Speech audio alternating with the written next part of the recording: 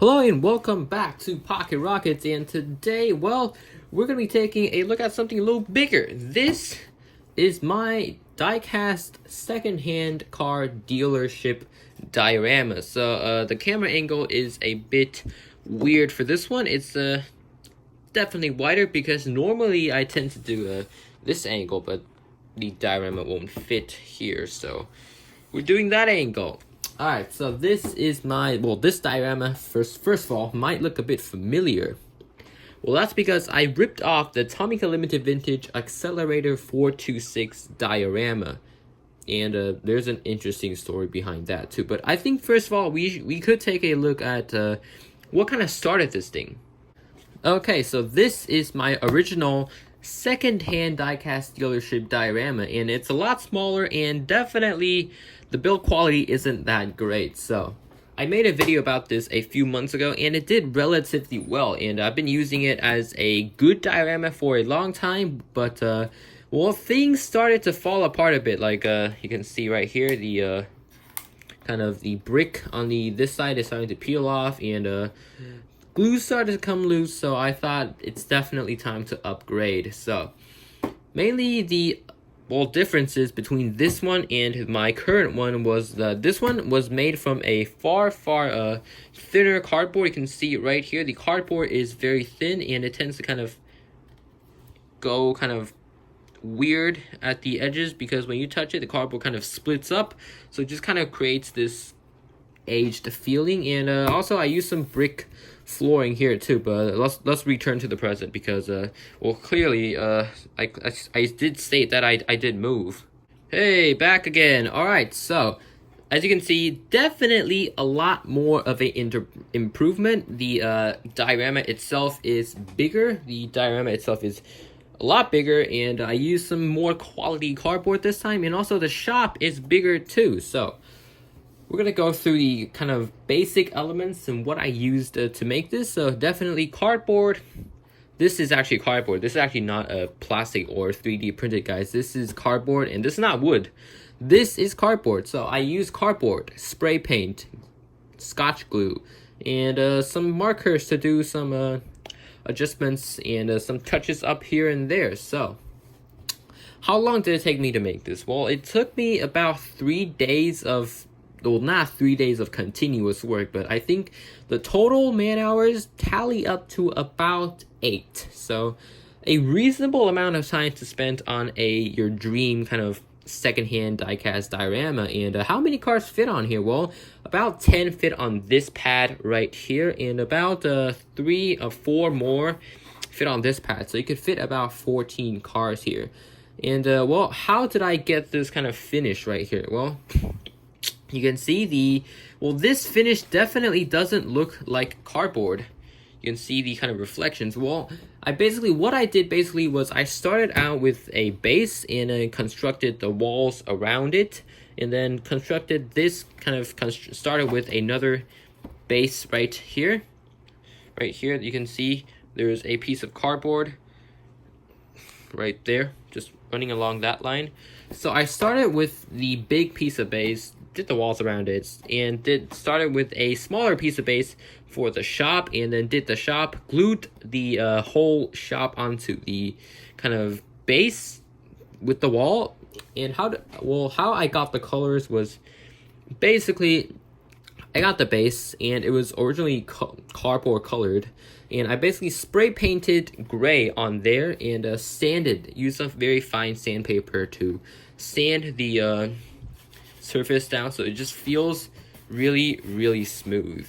It doesn't feel like cardboard at all. It definitely protects the cardboard, but when I finished sanding this, it definitely smelled very bad. It smelled just like spray paint, and I had it in my room, and my room was just toxic for 3 days straight.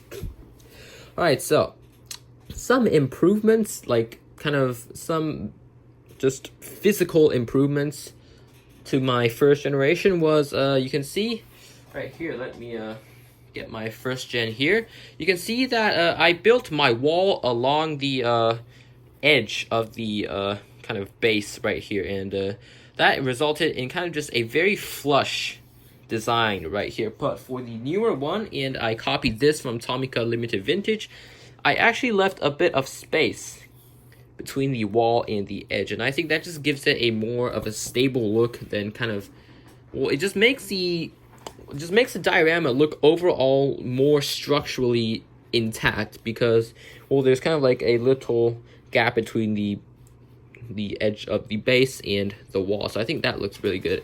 And also I added a lower trim down here, a lower trim along the wall right there, and also that was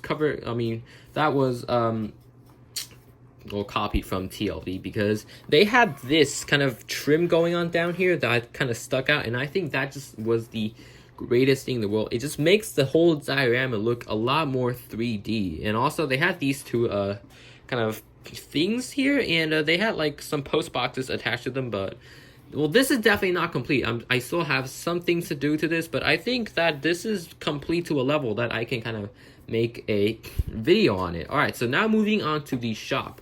Well, the shop was definitely the most tricky part of the entire diorama. Let me move my lamp a bit over here. The shop was definitely the most tricky part of the diorama, just simply because it had the most going for it. So the shop, well, my dioramas, if anything has a roof, it's normally removable, so you can actually remove the roof of the shop, which I believe that you cannot do on the TLB diorama, so that's one thing better. Alright, so take a look inside the shop. Well, actually there are not that much stuff going on inside the shop. We just have a kind of a car servicing right here and a office right there. So definitely we'll do kind of a office and some furniture in the shop. Alright, so I started construction of the shop inside, starting from the base right here. The base, you can see right there, there's a little gap between the shop's floor and the whole dealership's floor. So I started with this. Well, perfect. All right, so I started with this base first, and then I kind of outlined how long and how wide the actual shop was basically going to be, and I did the 4 walls outside here first, and then test fitted it with some Scotch tape, and then that was basically nice. That was fitted well enough, and I cut out the slots for the windows. So we have one window right here, one window down there, and one window in the back. Can't really see that, but yeah, I cut it out the windows, spray painted it blue, and then worked out this middle piece right here.